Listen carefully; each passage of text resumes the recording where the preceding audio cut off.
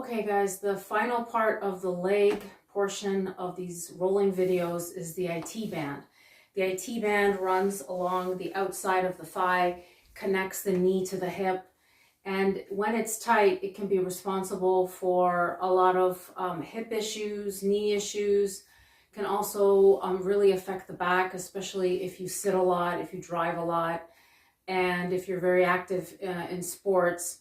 When one side is off, it can also really affect the balance of the hips and translate up the back or down the legs. So you really do want to address this on a regular basis to alleviate any discomfort or any issues you might have.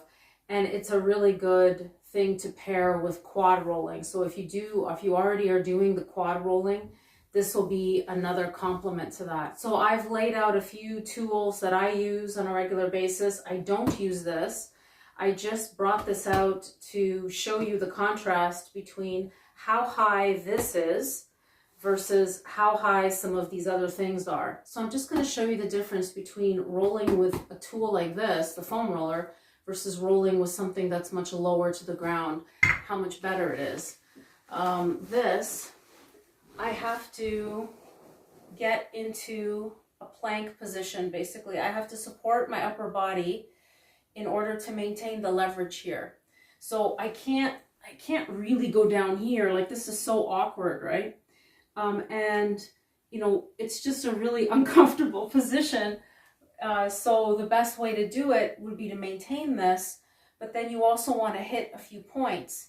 So you feel it in your shoulder, you also feel it going and translating into your neck because you're holding your head like this too. The other thing with this is I don't feel the IT band really at all. Like, I feel some pressure, but it's so general and mild that this is nothing, you know, like you're not really doing much.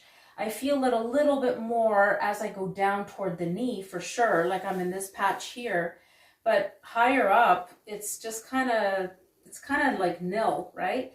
So I don't generally recommend this unless you are so tight and so new to rolling that this would actually create some kind of pressure for you and start to soften if you're really hard as a rock, for example.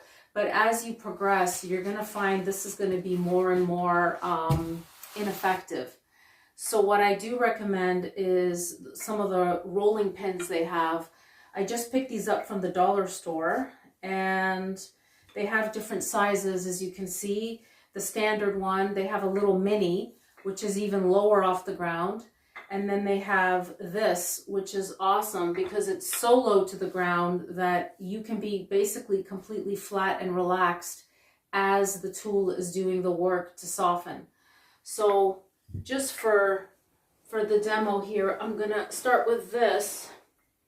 So initially you do want to be on your shoulder and you just want to kind of scan where are you the tightest. Now, I happen to be pretty bad all over, all the way up to the hip. So you can generally do this all the way to your hip bone here, and above the knee. So I'm pretty much tight everywhere. So I can just randomly pick anything, kind of go into where it's the most pain. So I would say right about there is quite nasty on me. So the beauty with this guy is I can just lie down, rest my head, and not lose the leverage here. So I'm still feeling it just as bad, but I'm now relaxed and letting the pressure do the work, right? And then I would hold this for about a minute or two or longer, and then I would just slightly adjust. So I'm going to go down because going down is really bad on me. So I just moved, basically, I was about here, I moved down here now, and now I would hold that for a minute, etc., etc. I can also try this one and see, like, play around with it. You know, if you have a few different things, you know, this is just as good, and my leg is even flatter because it's not as high as this was.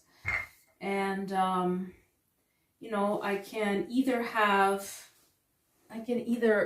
use the foam roller to kind of rest my leg on, right? So now I'm really comfortable and I'm straightening, I don't know if you can see that, but I'm straightening this leg and I'm kind of in this kind of recovery position, but instead of letting this dangle down, I'm just using this, and now I can kind of teeter back and forth on the same point. So I haven't switched points at all.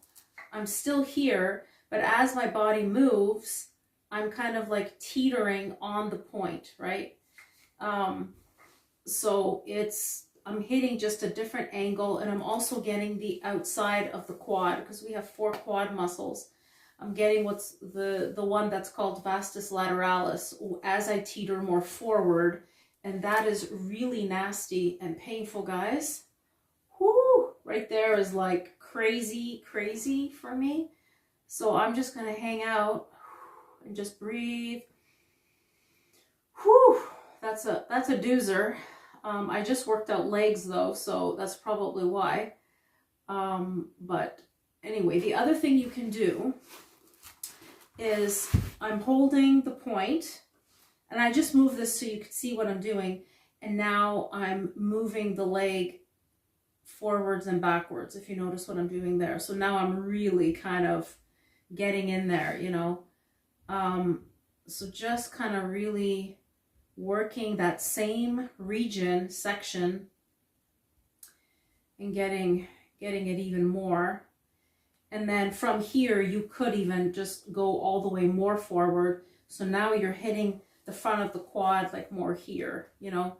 So you really can play around with this as much as you want. But I just wanted to give you an idea. Same thing would be for the lower.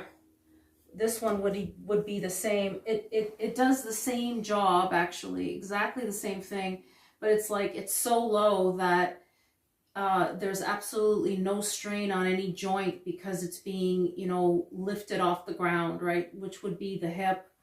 I'm basically, and my foot can still maintain contact as well. So just for added support as you're moving and maneuvering on these points, right?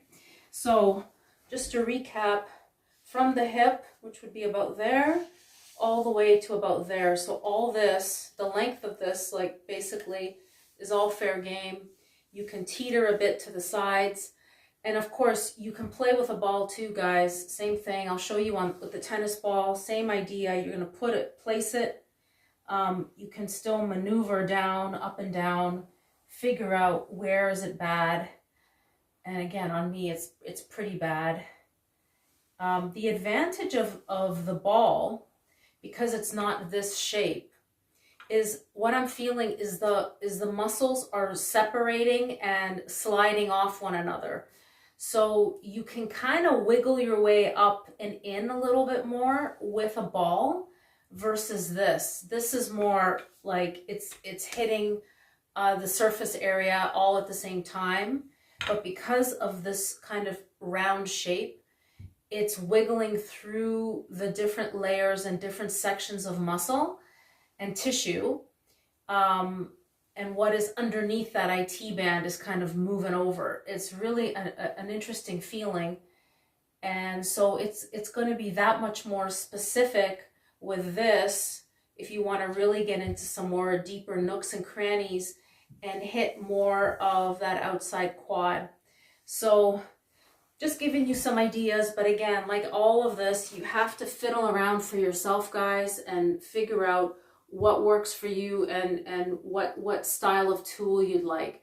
But in general, move away from the foam roller once you've done this for a while and you want more effectiveness in softening the outside of the thigh.